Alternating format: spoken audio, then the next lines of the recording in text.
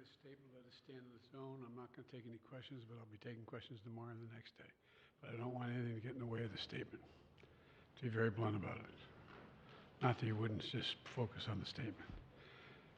Earlier this morning, the United States Senate, as you all know, voted overwhelmingly by a margin of 70 to 29 to move forward with the bipartisan national security bill.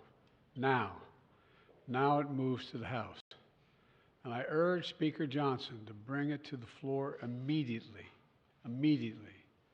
There's no question that if the Senate bill was put on the floor in the House of Representatives, it would pass. It would pass. And the Speaker knows that. So I call on the Speaker to let the full House speak its mind and not allow a minority of most extreme voices in the House to block this bill even from being voted on. Even from being voted on.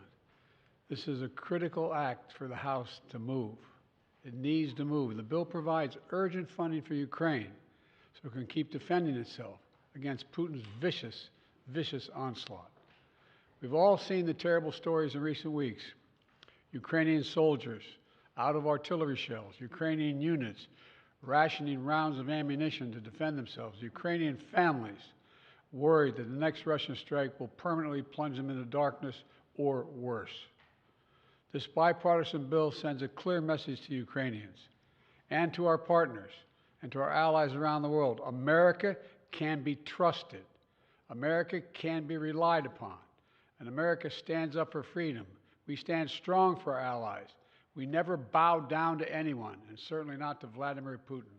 So let's get on with this. Remember, the United States pulled together a coalition of nearly 50 nations to support Ukraine.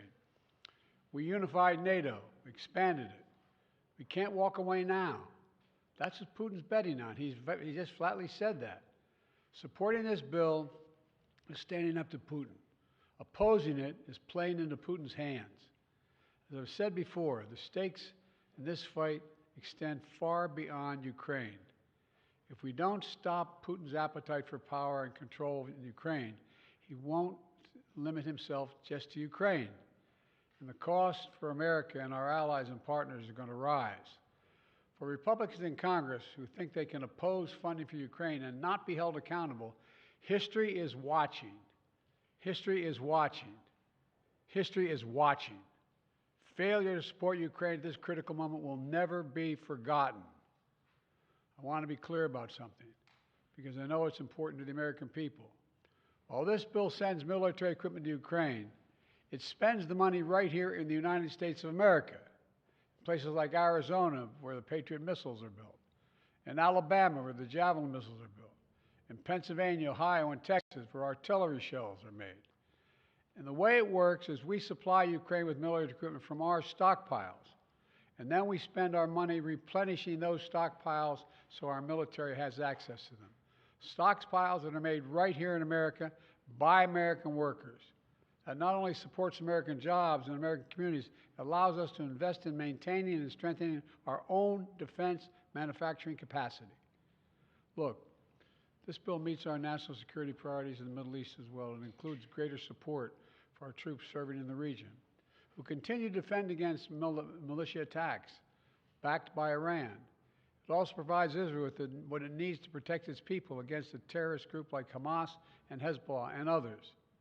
And it will provide life-saving humanitarian aid to the Palestinian people who desperately need food, water, and shelter. They need help. And finally, this bill includes critical funding for our national security priorities in Asia, because even as we focus on the conflicts in Gaza and Ukraine, we must not take our eye off our national security challenges in the Pacific. It's the responsibility of a great nation, and we are a great nation that the rest of the world looks to. And I mean that. The rest of the world looks to us. The stakes are already high for American security before this bill was passed in the Senate last night. But in recent days, those stakes have risen. And that's because the former president has sent a dangerous and shockingly, frankly, un-American signal to the world.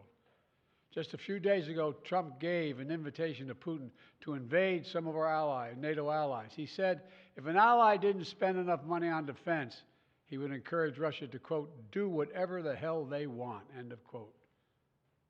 Can you imagine? A former president of the United States saying that.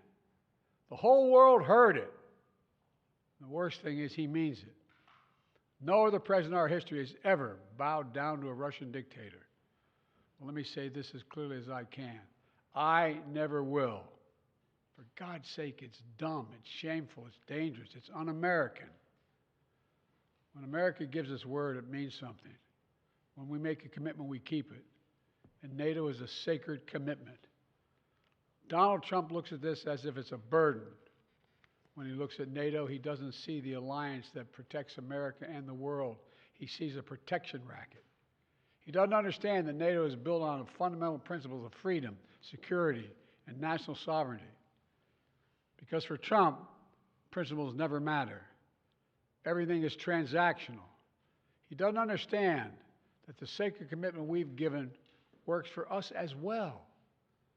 In fact, I would remind Trump and all those who would walk away from NATO, Article 5 has only been invoked once, just once in our NATO history, and it was done to stand with America after we were attacked on 9/11. We should never forget it. You know, our adversaries have long sought to create cracks in the alliance. The greatest hope of all those who wish America harm is for NATO to fall apart. And you can be sure that they all cheered when they heard Donald Trump, when they heard what he said.